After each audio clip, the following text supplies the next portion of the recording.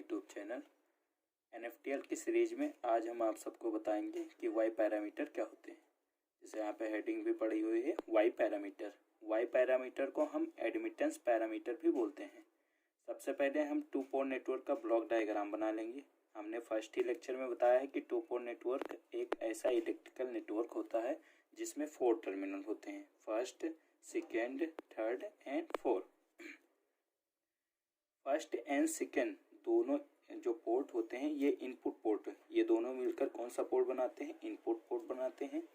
और third and fourth ये दोनों मिलकर एक आउटपुट पोर्ट बनाते हैं। इसमें 4 वेरिएबल होते हैं, B1, I1, I2, B2। ये सब चीज़ें हमने फर्स्ट लेक्चर में ही बता दिया है।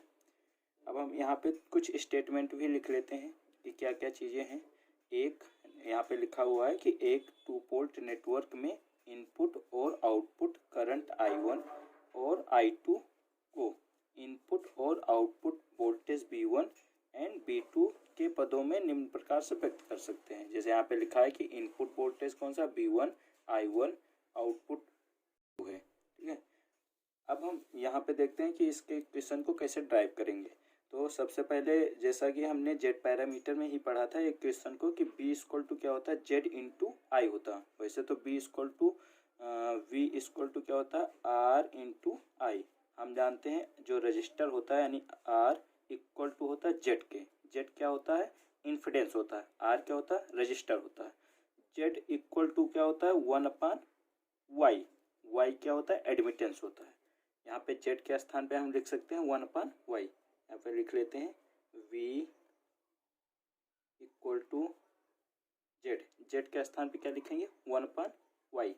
Y क्या है? एडमिटेंस है, Y इंटू आई। अब हम इस Y का गुणा यहाँ पे कर सकते हैं। तिर्यक गुणा करेंगे तो ये Y यहाँ से उठकर यहाँ पे आ जाएगा। तो लिख लेते हैं Y into V equal to I. अर्थात हम लिख सकते हैं कि I equal to Y into Y यहाँ पे इंटू V। ये समीकरण नंबर 1 मान लेते हैं। हम जब जेड पैरामीटर पढ़े थे तो यहाँ इक्वेशन आए थे B equal to Z into I I थी। यहाँ पे थोड़ा सा चेंज है, बस यहाँ पे y को इधर कर दिए तो हमारा जो रिलेशन निकल के आया है I equal to Y into B।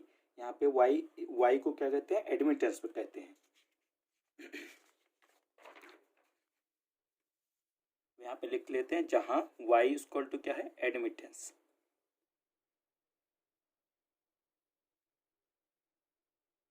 जैसा हमने जेड पैरामीटर में देखा था कि जो हमारा जेड था उसको हमने क्या माना था? Z11 माना था, Z12 माना था, Z21 माना था, Z22 माना था।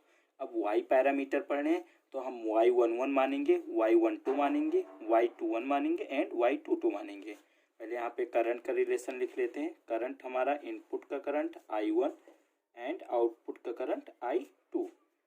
पैरामीटर लिख लेते हैं Y11, Y12, Y21 and Y22।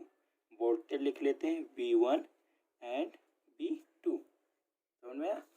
अब जैसे हमने वहाँ पे जेड पैरामीटर में बताया था कि वहाँ पे Z11 मान रहे थे, बस वहाँ पे चेंज करके हमने Y1, क्योंकि Y पैरामीटर पढ़े हैं तो Y11 हो गया। यहाँ पे लिख लेते हैं क्या है? Y11, Y12, Y21 और Y22 को क्या बोलते हैं? एडमिटेंस पैरामीटर अथवा Y पैरामीटर भी कहते हैं। अब हम समीकरण 2 से, अर्थात जैसे मैट्रिक्स फॉर्म में लिखते हैं तो इसका इक्वेशन निकालना, तो इसको मल्टीप्लाई करते हैं। मल्टीप्लाई करने का तरीका क्या है? इधर से चलते रहते हैं, इधर नीचे उतरते रहते हैं। तो हम मल्टीप्लाई कर लेते हैं, हमारा वैल्यू निकल के आएगी I1 इक्वल टू Y11 का गुणा B1 से, तो Y11 into B1 plus Y12 का गुणा B2 से, तो Y12 इंटू B2। समीकरण नंबर 3 मान लेते हैं इसे। अब यहाँ पे I2 का गुणा, I2 इक्वल टू Y21 का गुणा कहाँ से होगा? B1 से, Y Y21 into V1 plus Y22 का गुणा B2 से Y22 इंटू B2 समीकरण नंबर 4 मान लेते हैं। हमारा जो जेड पैरामीटर का क्वेश्चन आया था बस यहाँ पे चेंज था, यहाँ पे लिखा हुआ था B1 equal to Z11 into I1 I2 था, यहाँ पे B2 Z21 चेंज था, वहाँ पे Z था और उसके बाद यहाँ पे रिलेशन B एंड B के पद में था, यहाँ पे I में वाई पैरामीटर पढ़े हैं तो हम वाई पैरामीटर में जो रिलेशन निकाले थे हम देखे थे, यहाँ पे आया था I equal to Y into B आया था, तो हम इसके स्थान पे हर जगह आई लिख रहे हैं, इसलिए हमारा इक्वेशन निकल के आया I1 equal to Y11 into B1 plus Y12 into B2। I2 equal to क्या निकल के आया Y21 into V1 plus Y22 into B2 निकल के आया। इस इक्वेशन को याद रखना है कि वाई पैरामीटर का इक्वेशन है, ठीक है। अब हम वही पुराना चीज़ करने वाले हैं कि दो केसेस बनाएंगे। पहले तो B2 को 0 रखकर इन दोनों पैरामीटर का मान निकाल लेंगे, उसके बाद B1 को 0 रखकर हम इन दोनों पैरामीटर का मान निकालेंगे, अर्थात हमारे पास चारों पैरामीटर का मान आ जाएगा। तो अब हम मान के चलते हैं केस नंबर 1। केस नंबर 1 लिखे हैं कि यदि 2 पोर्ट नेटवर्क का आउटपुट पोर्ट शॉर्ट कर दे। देखिए जब वोल्टेज को 0 करना है तो हमारा जो यहाँ पे 2 पोर्ट नेटवर्क है, 2 पोर्ट नेटवर्क का जो आउटपुट है इसको शॉर्ट करना पड़ेगा। इसको क्या करना पड़ेगा? शॉर्ट कर देंगे तो हमारा B2 बराबर क्या हो जाएगा? 0 हो जाएगा। ये तो हमें जेड पैरामीटर में देखा था I2 को 0 करना था, तो इसको हम ओपन कर रहे थे। हमें पता है कि ओपन करने पे करंट क्या हो जाता है? 0 हो जाता है। तो हम यहाँ पे लिखे हैं कि B2 को 0 करने पर B2 अर्थात यहाँ पे शॉर्ट कर देंगे 2 पोर्ट नेटवर्क को, तो हमारा B2 इक्वल टू क्या आ जाएगा? 0 आ जाएगा। अब हम समीकरण नंबर 1 में रखेंगे, 3 में रखेंगे एंड समीकरण नंबर 4 में रखेंगे। चलिए देख लेते हैं। यहाँ पे समीकरण नंबर 3 में रखने पर B2 बराबर 0। अब हमारा समीकरण 3 क्या है? I1 इक्वल टू क्या था हमारा? Y11 into V1 plus Y12 into V2 के स्थान पे क्या हो गया? 0 हो गया। तो हमारा निकल क्या है? I1 equal to Y11 into V1। ये पूरा टर्म्स 0 हो गया। हमें मान किसका निकाला? Y11 का। तो Y11 इक्वल टू V1 को नीचे कर दो तो I1 अपॉन V1। ये हमारा निकल क्या है? फर्स्ट पैरामीटर का मान। Y11 इक्वल टू क्या आया है? I1 upon V1। यहाँ पे लिख लेते हैं B2 इक्वल टू 0 करने पर, जहाँ जैसे वहाँ पे Z11 की वैल्यू आई थी, यहाँ पे Y पैरामीटर पढ़ने तो Y11 की वैल्यू आई। Y11 को क्या कहते हैं? इनपुट एडमिटेंस कहते हैं। Z11 को क्या कहते थे? इनपुट इन्फिडेंस कहते थे। यहाँ पे एडमिटेंस है। अब इसी प्रकार से समीकरण 4 में B2 बराबर 0 रख लेते हैं। समीकरण 4 क्या था हमारा? I2 equal to Y21 into V1 plus Y22 into V2 का मान कितना? 0। I2 equal to Y21 into V1। ये पूरा टर्म्स क्या होगा? 0 हो गया। यहाँ पे वैल्यू किसकी निकालनी? Y21 की। तो Y21 इक्वल टू V1 को नीचे कर देते हैं, I2 अपॉन V1। ये हमारा सेकंड पैरामीटर का मान निकल के आ गया Y21। किसके कारण है? B2 इक्वल टू 0 कर लेते हैं, जहाँ Y21 को क्या कहते हैं? फॉरवर्ड ट्रांसफर एडमिटेंस कहते हैं। ठीक है, नेक्स्ट देखते हैं। अब केस नंबर 2, यानी केस नंबर 1 में हमने क्या माना? B2 इक्वल टू 0 माने, तो B2 इक्वल टू 0 करने पे हमने दोनों समीकरण में पुट किया तो हमारा 2 पैरामीटर का मान आया। अब हमें 2 पैरामीटर को और मान निकालना है, तो हम क्या करते हैं? जो हमारा इक्वेशन था वहाँ पे B1 को 0 कर देते हैं। B1 कैसे 0 होगा? अब इनपुट पोर्ट को हम शॉर्ट कर देंगे। लिखा है कि यदि अब हम 2 पोर्ट नेटवर्क के इनपुट पोर्ट को शॉर्ट कर दें, शॉर्ट करने में क्या हो जाएगा? B1 बराबर कितना हो जाएगा? 0। अब B1 की वैल्यू हम समीकरण 3 में रखेंगे और समीकरण 4 में रखेंगे।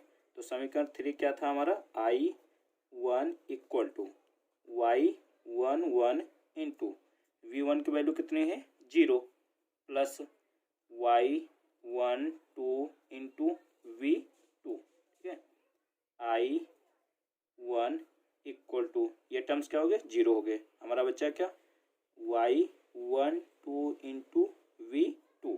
हमें वैल्यू किसकी निकालनी है Y12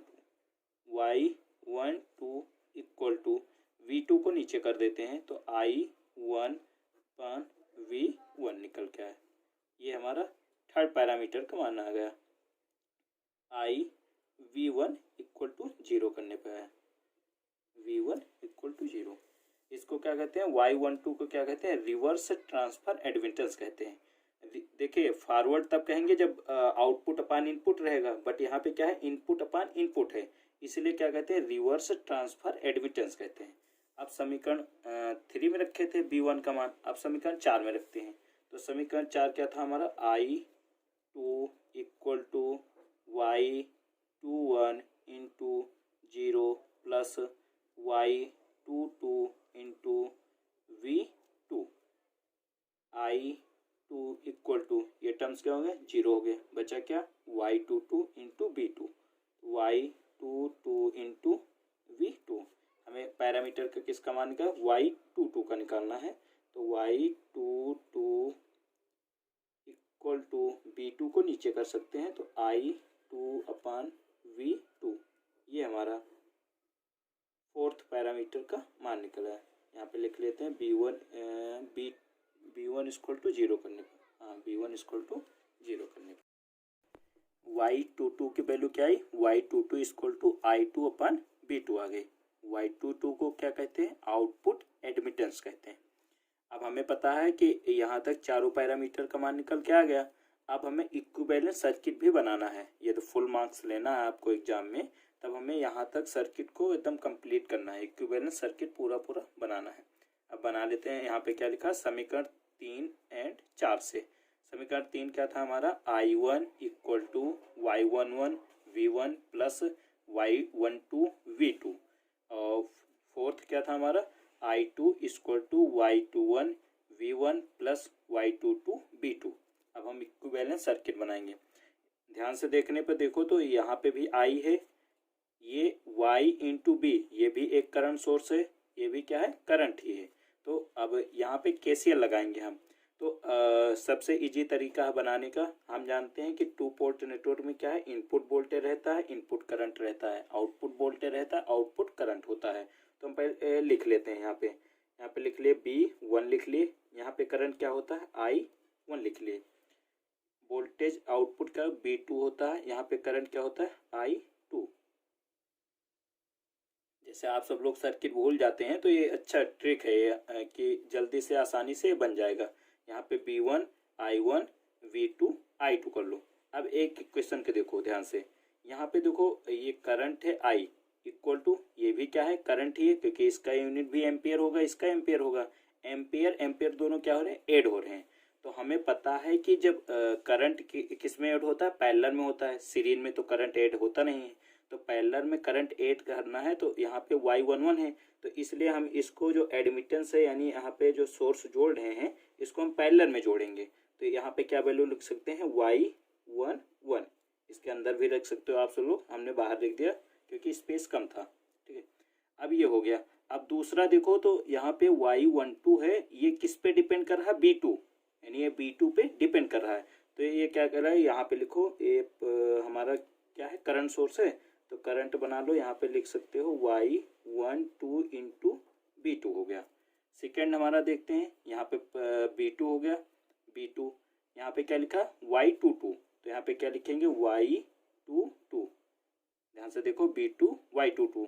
अब यहाँ पे देखो B1 है, ये B1 किस पे जो हमारा Y21 है ये किस पे डिपेंड कर रहा है B1 पे। तो यहाँ पे लिख सकते हैं current source Y21 and B1 क्या हो जाएगा B1। आपको यहाँ तक पूरा सर्किट डायग्राम बना लेना है। थैंक यू फ्रेंड, यदि हमारा वीडियो आपको पसंद आया हो तो कृपया हमारे चैनल को सब्सक्राइब कीजिए, लाइक कीजिए एंड